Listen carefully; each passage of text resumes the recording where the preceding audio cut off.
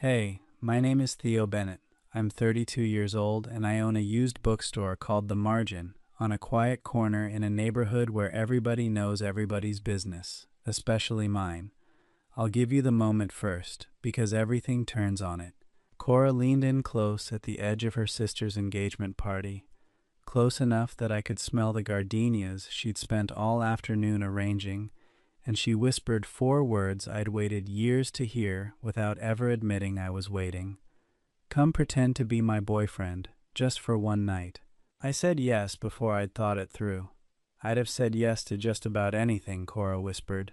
What I didn't understand, what it took me the whole long night to finally see, was that she never meant pretend. And neither, God help me, did I. Let me back up. The Margin was my father's store before it was mine.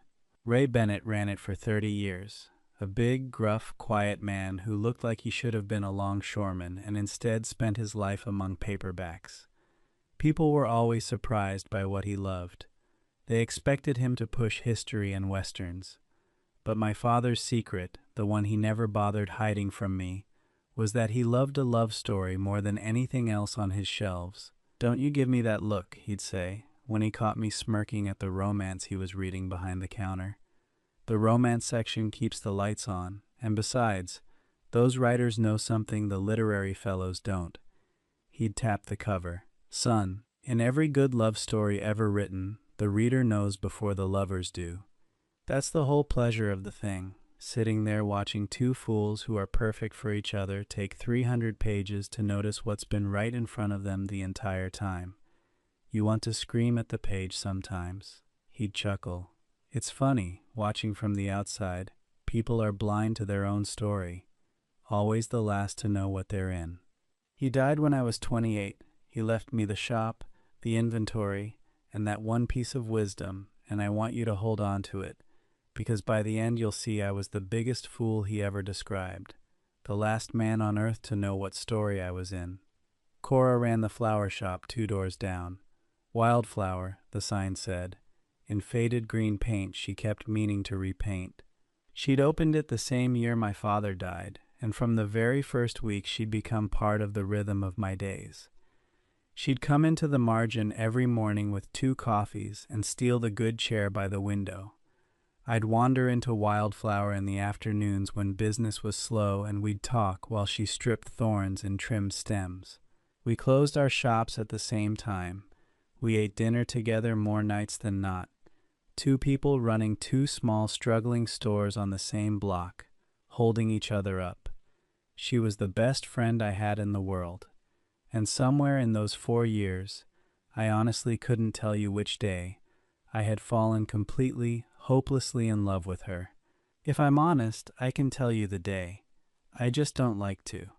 It was the week my father died. Cora had only known me a few months. She'd opened Wildflower that spring, and Ray had liked her immediately. Used to send me down to buy flowers we didn't need just so he'd have an excuse to ask how she was. When he passed, suddenly, of the heart attack none of us saw coming, I fell apart in a way I'd never let anyone see. I closed the shop. I sat in the dark among his books and his half-read romance novel still face down on the counter where he'd left it, and I didn't answer the door for 2 days. Cora let herself in with the spare key I'd given her for emergencies. She didn't say any of the things people say. She didn't tell me he was in a better place or that time would heal it. She just made coffee in my father's pot, and she sat down on the floor beside me among the books, and she stayed. For 2 days she opened my shop for me so the lights stayed on. She fed me. She slept in the good chair so I wouldn't be alone in the building. At the funeral she stood beside me and held my hand so I wouldn't shake apart, and when I finally cried she didn't flinch or fix it, she just held on tighter. That was the day. Sitting on the floor of a dark bookstore with a woman who'd known me 3 months and showed up like she'd known me 30 years. I looked at her making coffee in my dead father's kitchen, and I thought, with a clarity that scared me, oh, it's her. It's going to be her for the rest of my life. And then, being me, I spent the next 4 years making sure I never had to risk finding out if she felt it back. I never said a word. You have to understand the kind of man I am. I'm careful. I'm the guy who keeps what he's got rather than risk it for what he wants. I had inherited a steady shop and a steady friendship, and the thought of gambling the one good, certain thing in my life, Cora, every morning, in the good chair, with 2 coffees, on the chance she might feel something back, I couldn't do it. If I told her and she didn't feel the same, I'd lose the mornings, I'd lose the dinners, I'd lose her. So I said nothing, year after year, and I told myself a careful man's friendship was enough.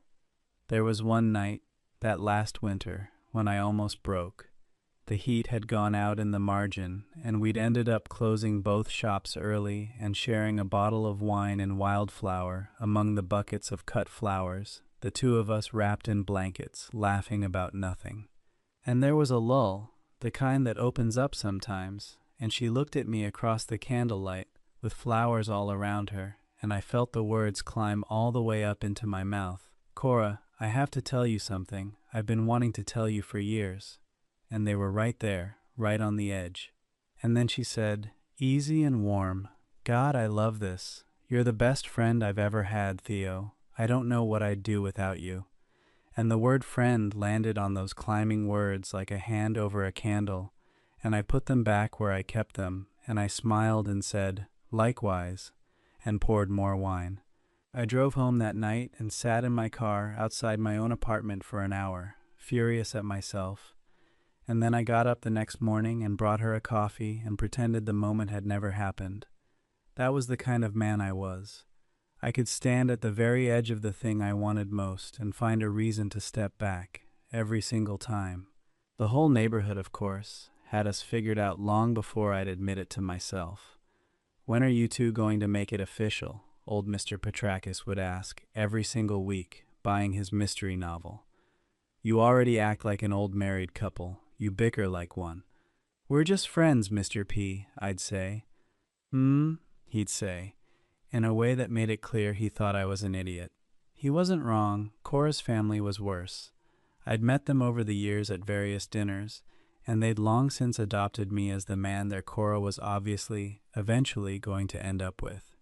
Her grandmother Estelle had once held my face in both hands and said, you have a kind face. You'll do.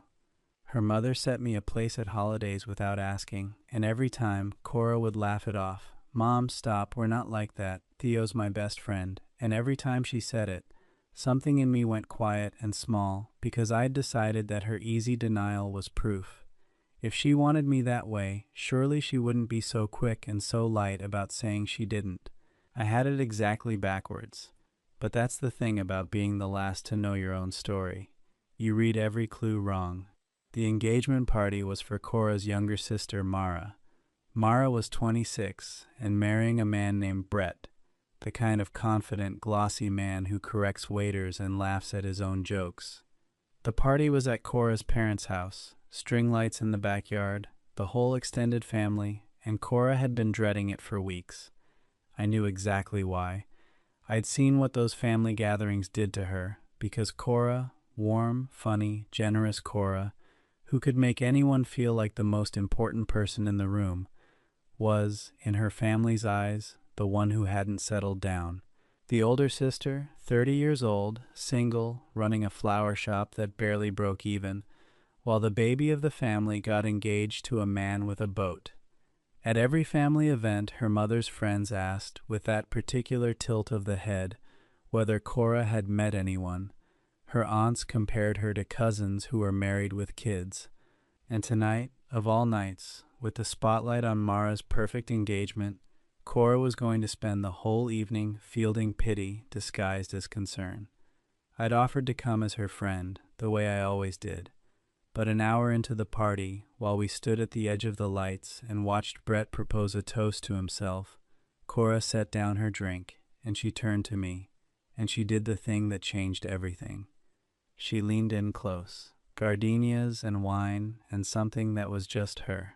Theo, she whispered, come pretend to be my boyfriend, just for one night, please. I can't do the poor, lonely Cora thing tonight. Not tonight, just let them think I'm happy. Let them think someone chose me.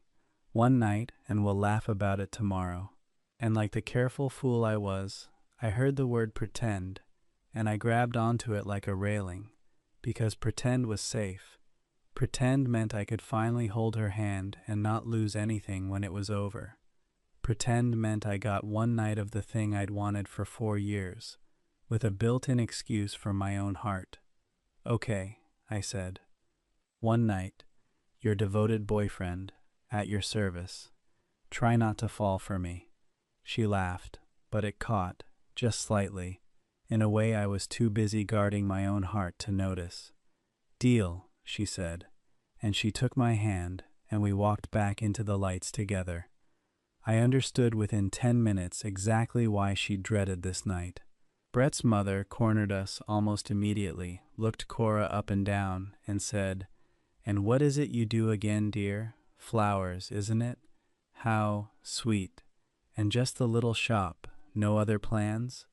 Across the yard, an aunt loudly told a cousin that someone has to be the career girl, I suppose, with a glance at Cora that wasn't meant to be missed. Her own mother, well-meaning and oblivious, kept introducing her to people as my eldest, still finding her way, but we're hopeful.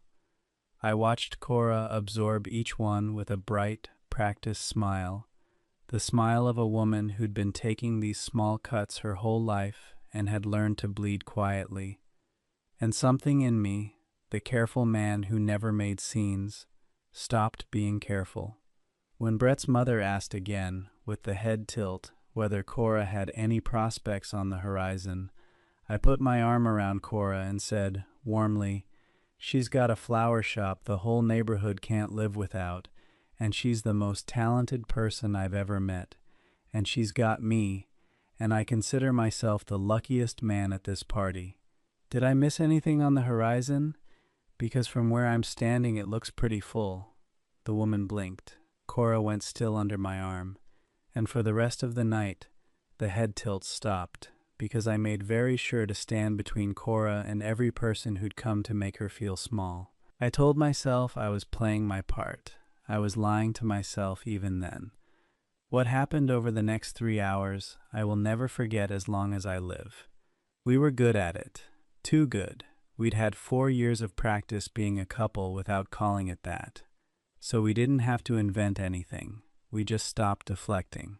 When her mother's friend did the head tilt and asked if Cora had met anyone, Cora laced her fingers through mine and said, "I did, actually. Took me long enough to notice he was right next door." When her aunt asked how long we'd been together, I said, "Officially? Not long. Honestly? Feels like years." And the table went aw, and only I knew it wasn't a line. We danced, out on the patio under the string lights, to something slow, and I held her the way I'd imagined holding her on 100 lonely nights closing up the shop, and I told myself the whole time, "It's pretend, Theo. Don't you dare forget it's pretend. It's the only way you survive tomorrow."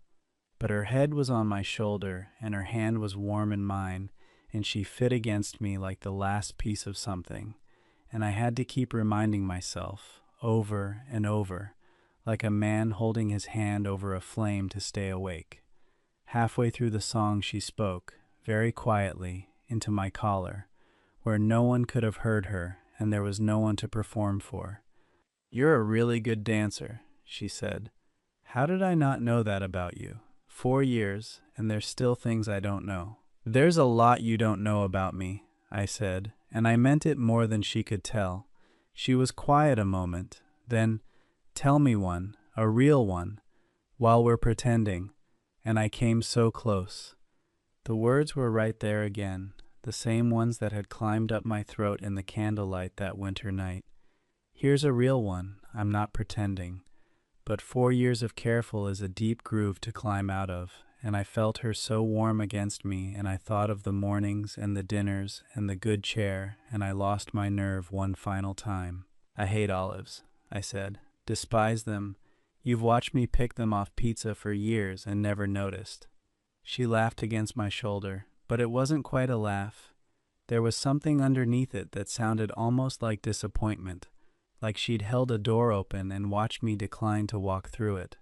"Olives," she said softly. "Sure, okay." And she tucked her head back down and held on a little tighter, and I was too deep in my own fear to understand that she'd just asked me to be brave and I'd answered with olives. And here's the thing I kept noticing and kept explaining away. She wasn't performing. When no one was watching, when there was no aunt to convince, no mother to satisfy, she didn't drop the act. In the dark corner of the patio with nobody around, she still held my hand. When I made her laugh by the drinks table where her family couldn't see, she still looked at me like that. Once, mid-dance, she pulled back and looked at my face for a long moment, searching it, and something flickered across hers that I didn't have a word for, and then she tucked her head back against my shoulder and held on a little tighter. Every careful explanation I had was getting harder to believe, but I'd spent 4 years not believing, and a habit like that doesn't break in one night, not without help. The help came from her grandmother. Estelle found me by the dessert table when Cora had gone to help her mother with something. 81 years old, sharp as a tack. She took my arm in her papery hand and steered me to a quiet corner and looked up at me with eyes exactly like Cora's. "So," she said, "you finally stopped pretending it's pretend." I went still. "I'm sorry?" "Oh, don't play the fool with me, Theodore. I haven't got the years for it." She patted my arm. "That girl has been in love with you for 4 years. The whole family knows it. We've placed bets. My money was on this past Christmas, and I lost $5 to your friend the Greek man with the mysteries." She shook her head. "She talks about you like the sun comes up because of you. She has turned down, I am not exaggerating, 3 perfectly nice men in 2 years, and every time the reason is the same.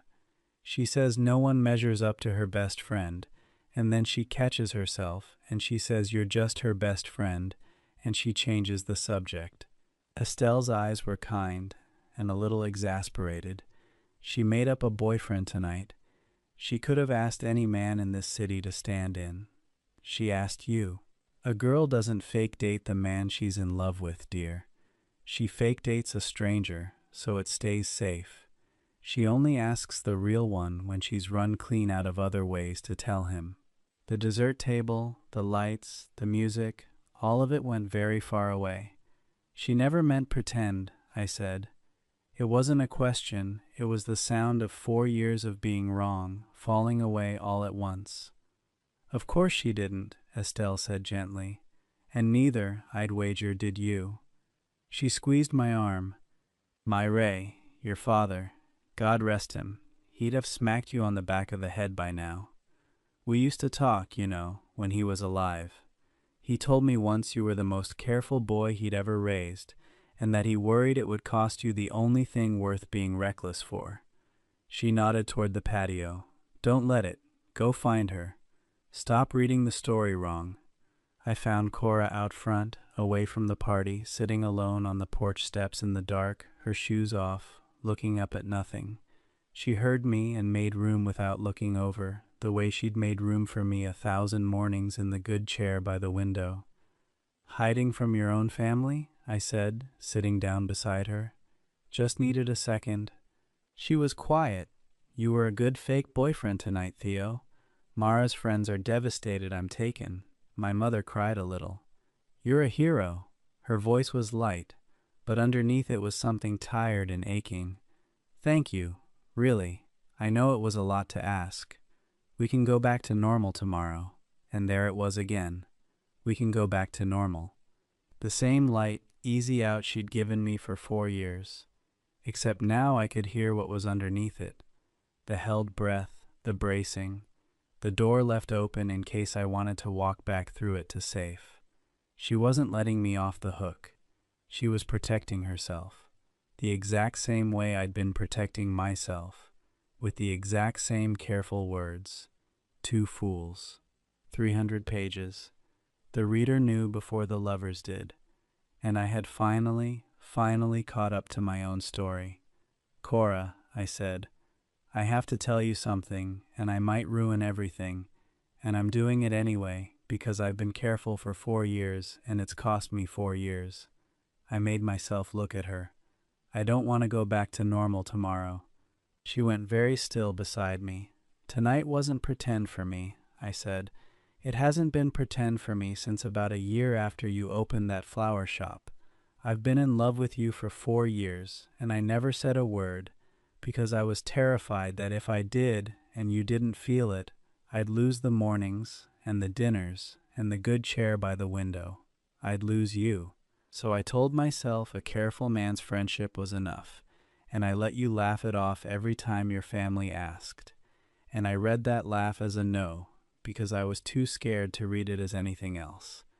My voice was shaking. Your grandmother just told me I've had it wrong the whole time. Tell me if she's wrong. Tell me right now and I'll never bring it up again and we'll laugh about it tomorrow, just like you said. But I had to stop pretending it was pretend. I couldn't do it for one more second.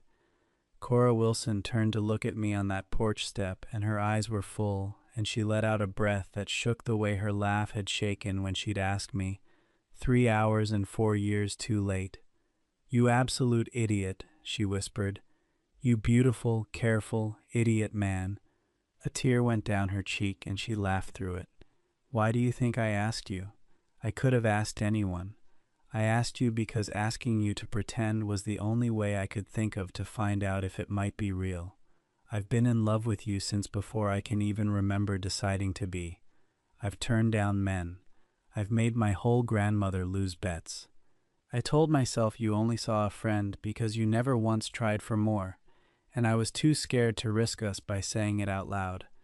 She pressed her hand flat against my chest. I never meant pretend, Theo, not for 1 minute of tonight. I was just waiting to see if you'd notice. I covered her hand with mine. I'm sorry I'm late, I said. You're a bookseller, she said, laughing and crying at once. You of all people should know the fools always catch up in the last chapter. And then I kissed her on her parents' porch steps, 4 years and 300 metaphorical pages too late, and it was nothing like pretend. And somewhere inside the house I swear I heard her grandmother whoop. We didn't go back to normal the next morning. We made a new normal instead. She still came into the margin every morning with 2 coffees and stole the good chair, except now she'd kiss me on her way to it. I still wandered into Wildflower in the afternoons, except now I'd stop and tell her I loved her, out loud, as many times as I wanted, making up for 4 years of swallowing it. Mr. Petrakis bought his weekly mystery and said, finally, in a tone of deep personal vindication, and refused to let me give him the friends and family discount because, he said, you've embarrassed yourself enough. The whole neighborhood acted like they'd won something. They had, I suppose. They'd been right the longest. The first morning, she came in with the 2 coffees like always and stopped in the doorway, suddenly shy, like she wasn't sure if last night had rewritten this part too. I came around the counter and took my coffee and kissed her good morning, simple as anything, like I'd been doing it for years instead of for the first time, and the shyness went out of her shoulders. Huh, she said, settling into the good chair. That's going to be the new normal then. If you'll have it, I said. I asked you to pretend to be my boyfriend to get out of one bad party, she said, and instead I have to look at your face every morning for the rest of my life. This is a terrible deal. I've been swindled. But she was smiling into her coffee in a way I'd seen 10,000 times and finally got to understand. All those mornings she'd smiled like that. I just never let myself read it right. We were married a year and a half later, in the little park between our 2 shops, with the whole block there. Estelle, 83 by then and sharper than ever, gave a reading. And of course she chose a passage from a romance novel, one of my father's favorites, the kind he'd kept behind the counter. When she finished, she looked right at me and said, "The reader always knows before the lovers do," and the whole crowd laughed, and I cried, because she was quoting a dead man who'd known me better than I'd known myself. We run the 2 shops side by side now. Books and flowers, flowers and books. Two small struggling stores holding each other up, the same as always. Except now we lock up and go home together. There's a sign in the window of the margin that wasn't there before, a little hand-lettered card Cora made, and it sits in the romance section my father loved. It says, "Ask us about our love story." Warning: one of us took 4 years to notice he was in it. For a long time I believed being careful was the same as being wise. I thought the smart man was the one who kept what he had and never risked it. I built a whole quiet life on that idea, and it nearly cost me the only thing that ever mattered, because I was so busy protecting the friendship that I almost missed the love it had been the entire time. Cora asked me to pretend to be her boyfriend for one night, and the truth her grandmother saw, the truth my father would have seen, the truth the whole neighborhood had been shouting at me for 4 years, is that there was never anything to pretend. We'd been in love the whole time. We'd just both been too careful to say it, and we'd needed one borrowed night, one made-up story, to give us cover to tell the truth. She never meant pretend. I just had to stop being the last man in the room to know what story I was in.